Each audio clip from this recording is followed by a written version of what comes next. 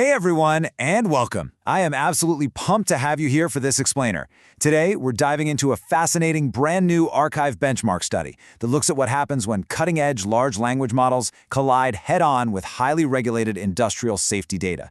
You know, if you love seeing exactly where the theoretical magic of AI meets the hard, unforgiving reality of the industrial world, well, you're in the right place.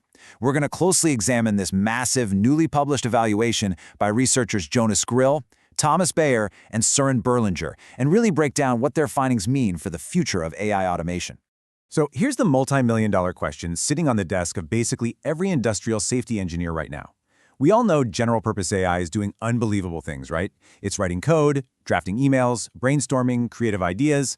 But is it actually ready to step into a safety-critical environment and handle hazardous chemical data entirely unsupervised? Like, can we really trust a neural network to tell us exactly how toxic or flammable a chemical is without a human double-checking its work? To answer that, we first have to understand the specific beast these models are trying to tame. Okay, let's dive into this. A safety data sheet, or SDS, is essentially the ultimate source of truth for occupational safety and health data when it comes to chemicals. But here's the catch, and it's a big one. They are incredibly difficult to standardize. These documents are just packed with dense chemical nomenclature, wildly varied layouts depending on which manufacturer printed them, and strict, ever-shifting regulatory rules across different regions. Because of this massive inconsistency, traditional rule-based software parsers just break down. They literally can't adapt to the endless edge cases. And that is exactly why these researchers wanted to test if the adaptive reasoning of large language models could finally be the game changer we need. Here is our game plan for today. First, the safety data challenge. Second, testing the top LLMs. Third, text over vision models. Fourth, the 90% threshold. And finally, the developer playbook. All right, let's jump straight into Section 1, the Safety Data Challenge. To really appreciate the benchmark results we're about to look at, we have to understand the sheer scale of this bottleneck. For decades, accurately extracting structured information from these safety sheets has been a persistent, infuriating roadblock. The sheer variety of tables, hazard classifications, and complex chemical identifiers makes traditional automation basically impossible.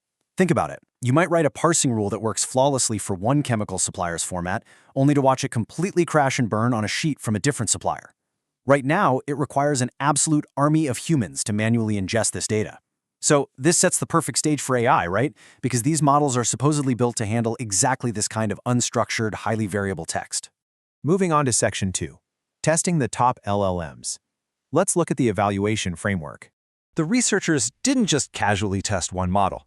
They built a rigorous framework pulling over 50,000 extracted data fields to see which AI heavyweight could actually handle the pressure. And what's really cool is how they isolated the variables. They evaluated 4 major players: Gemini 1.5 Pro, GPT-4o, Claude 3.7 Sonnet, and Llama 3 170B. But they didn't just throw raw data at them and hope for the best. Each model was tested across 3 distinct prompting strategies: zero shot, for direct extraction with 0 examples; few shot, to see if giving them a few examples helped; and chain of thought, which forces the models to generate explicit reasoning steps before giving their final answer.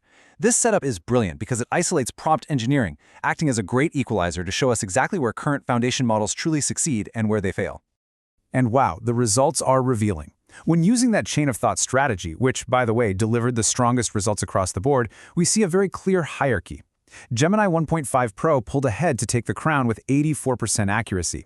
GPT-4o followed closely at 81%, and Claude 3.7 Sonnet came in at 79%. The zero-shot and few-shot strategies, they consistently underperformed.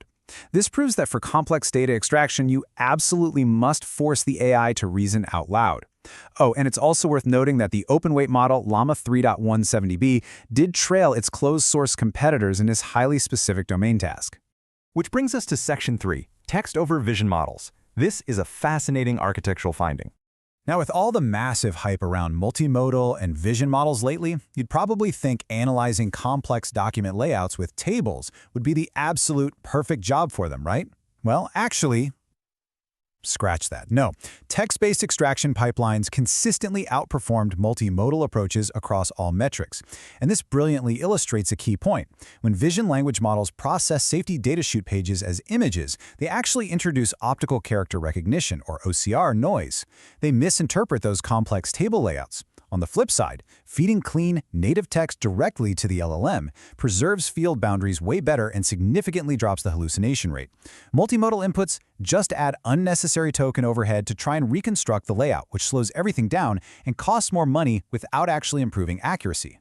So the crucial takeaway here is this. Throwing higher compute and massive parameter counts at the problem might reduce errors a tiny bit, but they directly and heavily increase your latency and cost per request.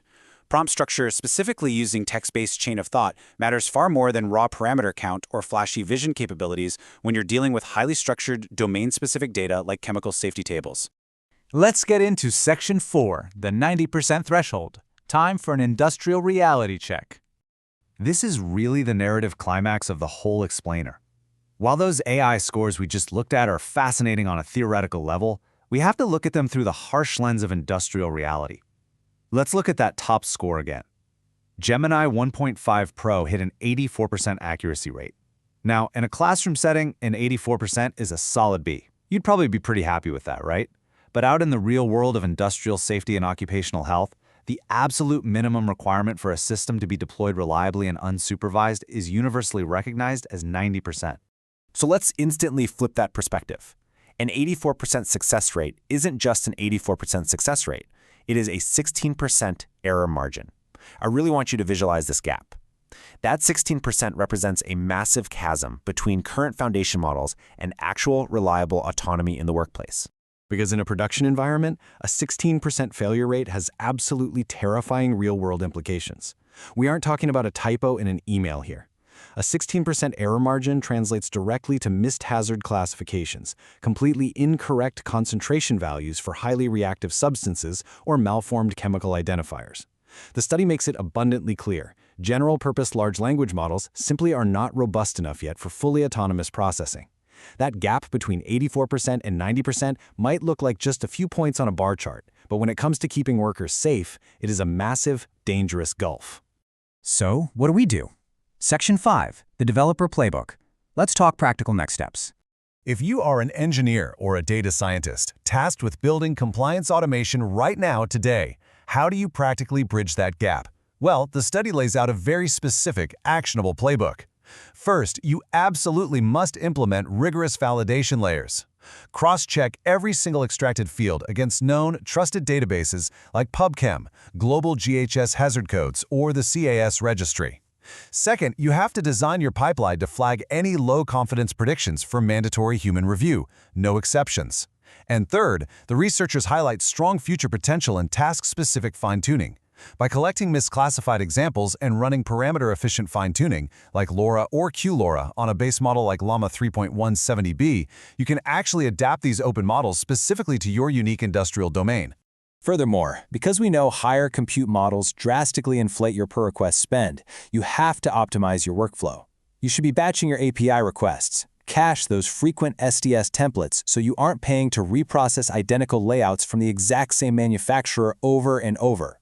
And employ model routing. Send the easy, high-confidence extractions to lightweight, lightning-fast models, and strictly reserve the heavy, expensive models like Gemini 1.5 Pro or GPT-4o for those weird, complex edge cases. This is exactly how you control latency and cost per extraction while maintaining strict safety standards.